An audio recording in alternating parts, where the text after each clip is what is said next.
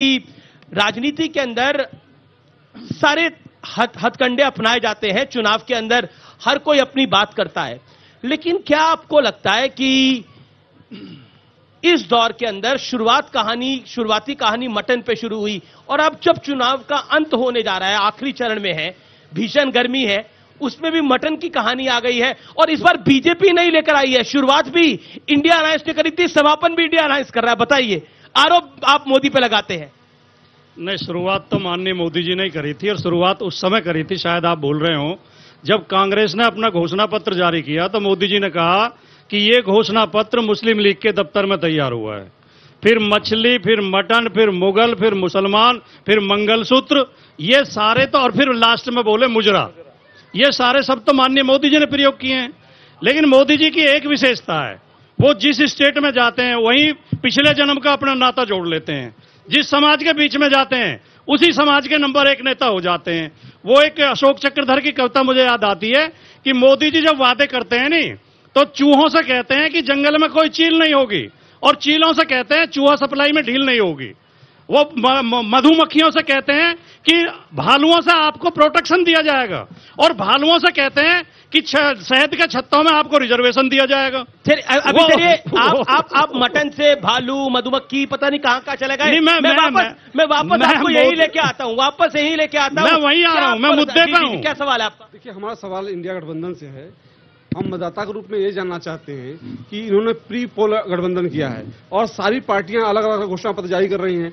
हम इनके ऊपर कैसे विश्वास करें जब इनके ऊपर आंतरिक विश्वास एक पब्लिक के अंदर भाटी जी विश्वास की कमी है। और ये बंगाल से लेकर ओडिशा तक हमने देखा, उत्तर प्रदेश से महाराष्ट्र तक हमने देखा, सबके मन में, मतदाता के एक मन में एक डाउट है कि आप लोग ये मिलीजुली खिचड़ी चलाएंगे कैसे। अब देखिए, ममता जी अभी से कह रही है कि मैं बाहर से आऊंगी, इस सरकार के अंदर कांग्रेस बीजेपी के साथ मिली हुई है, कांग्रेस बीजेपी किससे पैसे खा रही है, ये ममता दीदी कह रही है। अब ये एक हमारी बहन ने भी क्या है बचाने को, ढकता क्या है ढकाने को। बहन ने भी इधर से यही सवाल उठाया था, शेर अकेला चलता है, भाई भी उठा रहे हैं, शामिल हैं। जब 41 पार्टियों का गठबंधन सरकार चला सकता है तो 18 पार्टियों के क्यों नहीं चला सकता। आप गठबंधन की सरकार शपथ ले रही होगी तो बड़े प्यार, मोहब्बत और एकता के साथ ले रही होगी, कोई विवाद नहीं होगा। पूरे 5 साल हमारा प्रधानमंत्री जनता के विकास के लिए काम करेगा। और एक सवाल और उठा था कि कैसे दोगे इतनी नौकरी, ये बिहार में भी प्रधानमंत्री कौन बनेगा, यही सवाल है ना। प्रधानमंत्री बनेगा कौन, ये तो बताओ। वो तो हम 4 जून को रिजल्ट आने के बाद बैठ के तय करेंगे, लेकिन प्यार से तय हो जाएगा, इस बात की गारंटी है। ठीक है, ओके। अभिषेक झा, मैं दावे के साथ एक बात कह सकता हूं अमीश जी, 4 जून को इनकी जीत होगी, हार होगी, ये प्रश्न ही नहीं है। 2 चैलेंजेस हैं। पहला चैलेंज है बिहार में राजद के लिए कि पिछली बार 0 सीटें आई थी, इस बार 1 सीट ला पाते हैं कि नहीं। और दूसरा चैलेंज है कांग्रेस पार्टी के लिए इस देश में कि जीत हार के विषय में सोचना छोड़ दीजिए। देश में आप विपक्ष के नेता की कुर्सी 10% सीटें हासिल करके अगर ले आते हैं तो आपके लिए बहुत बड़ी उपलब्धि होगी। हम समझेंगे कि शायद आपका राजनीतिक अस्तित्व कुछ जिंदा है। कांग्रेस पार्टी के पास इतनी क्षमता नहीं कि विपक्ष के नेता की कुर्सी हासिल कर सके, और बातें इतनी बड़ी बड़ी, दावे इतने बड़े बड़े। अभी इंडिया अलायंस के समन्वय की बात हो रही थी, दीदी ने क्या कहा कांग्रेस पार्टी के विषय में आपने सुना है। जी। अरविंद केजरीवाल जी की पार्टी ने पंजाब में क्या कहा कांग्रेस पार्टी के विषय में आपने सुना है। ये सब और तब दावे इतने बड़े बड़े हैं। देखिए, सिर्फ फुटबॉल की स्थिति है बिहार में, साझा कार्यक्रम नहीं होते थे। आप किस तरफ रहेंगे? ठीक है, ये तो हम जिस तरफ रहते हैं सरकार उधर ही बनती है। ममता दीदी हम जिधर रहते हैं ममता दीदी किस तरफ है? मुझे तो कादर खान की और गोविंदा की एक फिल्म याद आती है जिसमें जॉनी लीवर कहता था मैं तो आप ही की तरफ। इस देश में अमीश भाई, कोalition की सरकारें पहले भी रही हैं, कोalition की सरकारें पहले भी रही हैं, तीसरे मोर्चे की सरकारें पहले भी रही है। सुनिए, पहले तो बहुत कुछ रहा है। पहले तो लेफ्ट की 60 सीटें भी रही है। पहले तो लेफ्ट की 60 सीटें भी रही है। पहले तो बंगाल में आपकी सरकार भी रही है। भाई, हमारे पूर्वजों ने देसी की खाया था, हमारी कलाई सूंघ लो, वो दौर खत्म हो गया जी। ये देश दूसरे युग में आ चुका है। और नहीं सुनना पड़ेगा।